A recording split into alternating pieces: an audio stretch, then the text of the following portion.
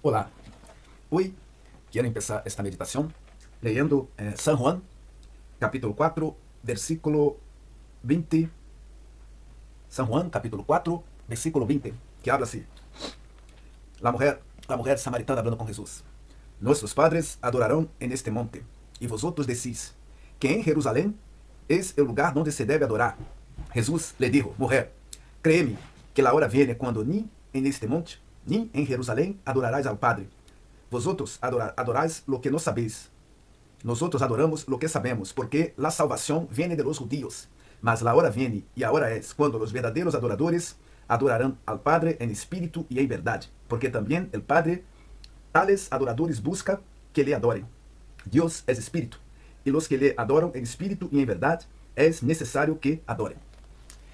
Amigos, aquí meditando un poco sobre la palabra de Dios, nosotros vemos hoy que la palabra templo fue un poco deturpada, porque muchas personas, muchos religiosos creen que para adorar a Dios, para se relacionar con Dios, es necesario estar en un local, en un templo, como eso se pasa no solo en religiones cristianas, como en todas las religiones, siempre hay un local donde las personas se reúnen para las ofrendas, los sacrificios a un Dios en busca de algo.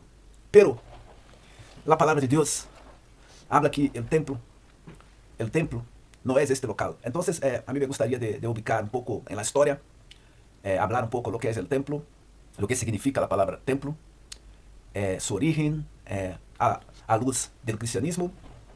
Y entonces, primero vamos a mirar el original, la palabra en hebreo. El templo significa morada, habitación. La palabra Mishkan también puede significar palacio, lugar santo. La idea central no es un edificio, sino un lugar donde Dios decide habitar. Si vamos, por ejemplo, para el original griego, vemos que es el lugar donde mora la deidad, lo más sagrado. Es la palabra vaos, la verdad se habla naos. Y hieron, el complejo del templo. Naos es clave, porque es la presencia viva, no solo la estructura. Conclusión. El templo es un lugar donde Dios manifiesta su presencia de forma especial. Entonces, si miramos, por ejemplo, la palabra de Dios, Génesis del capítulo 1 al capítulo 3, Dios camina con el ser humano. El templo, una vez que con esta perspectiva de que el templo es el lugar donde Dios manifiesta su presencia de forma especial, vemos que toda la tarde Dios se reunía con los primeros de la humanidad, ¿no? Adán, que significa ser humano, y su mujer, Eva, y ellos tenían allí una comunión, una relación, disfrutaban cosas juntos. O sea, el templo era el jardín del Edén, porque Dios pairaba, caminaba, bajaba en el jardín del Edén y tenía una relación profunda con Adán y Eva. Después, miramos que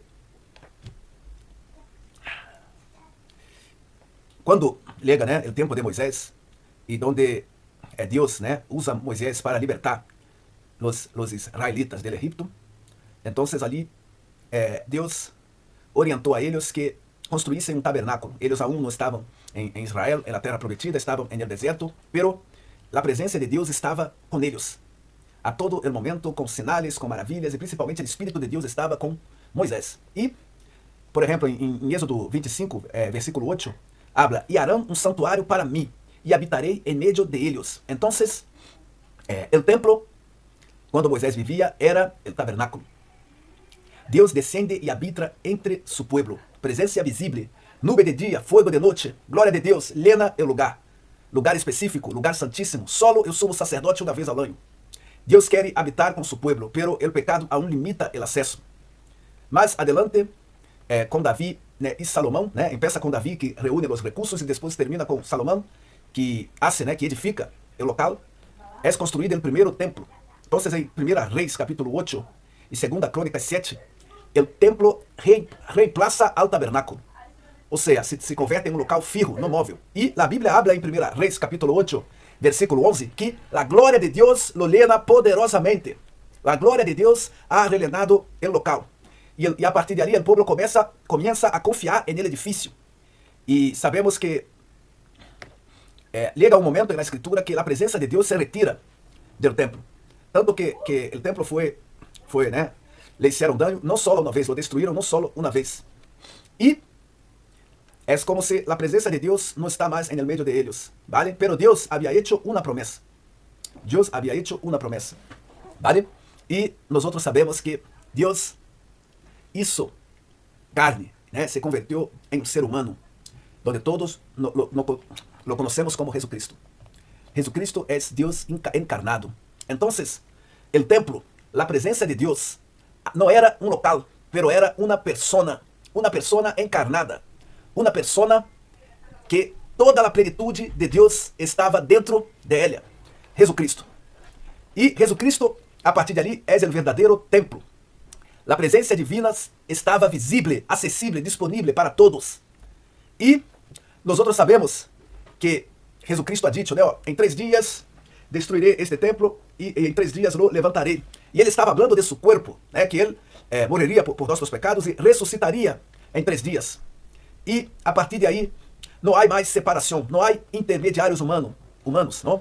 Dios está plenamente accesible. ¿Por qué?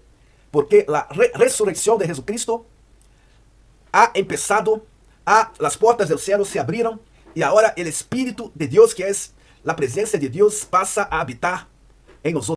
Somos el templo de Dios. Nosotros, los que reconocieron sus pecados y aceptaron a Jesucristo como su Salvador, los que se fían no en sus méritos, pero en los méritos de Cristo Jesús. Entonces el templo ahora no es un lugar, el templo son personas que ahora recibieron el Espíritu de Dios y el Espíritu de Dios se unió. El Espíritu de Dios se unió con el Espíritu de esta persona, lo celó. Y ahora esta persona tiene Cristo Jesús en su vida. La iglesia ahora no es un local, somos nosotros. La palabra iglesia, eclesia, en griego, llamados para afuera, son aquellos que Dios llamó. La presencia de Dios ahora está en la iglesia. La iglesia se reúne en un local, no para ofrecer sacrificios a Dios, ¿eh? No para simplemente hacer ofrendas, porque el mayor sacrificio Cristo hizo por nosotros. Jesucristo hizo el mayor sacrificio. Nosotros ahora nos reunimos como iglesia para comunión de los santos, para juntos alabarnos a Dios y predicarmos su palabra, para la evangelización, para la obra del Señor.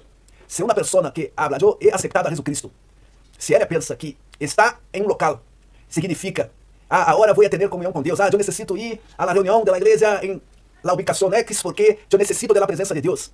Esta persona no comprendió nada. Esta persona tiene que aprender a entrar en su cuerpo y a tener comunión con su fuente, porque el Espíritu de Dios, si de facto esta persona ha aceptado a Jesucristo como Señor y Salvador de su vida, el Espíritu de Dios vive en ella. Entonces esta persona ahora es rica espiritualmente. Hay una fuente de agua viva que está transbordando, que está visible, accesible, disponible, que está en abundancia, porque la vida de Cristo es abundante espiritualmente. Esta persona tiene paz, esta persona tiene alegría, esta persona es una persona que está bien alimentada, porque come y bebe de Jesús. Esta persona descansa, mismo en medio de las tribulaciones, porque esta persona tiene la paz del Señor Jesucristo, que vive en ella por el Espíritu Santo. Amigos, el templo está dentro de nosotros. El Espíritu de Dios ahora vive en nosotros. Nosotros somos el templo de Dios. Nosotros somos moradas de Dios. Efesios capítulo 2, del versículo 21 a 22. En quien vosotros sois juntamente edificados para moradas de Dios en el Espíritu. Hermanos, si tú crees en Jesucristo como Señor y Salvador, Él ahora habita en ti. Tú sabes que donde tú vives de verdad es en su cuerpo. Entonces, cuide bien del templo del Espíritu Santo, cuide bien de su cuerpo, ¿eh? Se alimente bien, haga ginasios, ejercicios, lo que sea, ¿vale? Pero recuerda, si tú has aceptado a Jesucristo como Señor y Salvador de su vida, Jesucristo ahora vive en ti y tú eres el templo de Dios. Muchas gracias.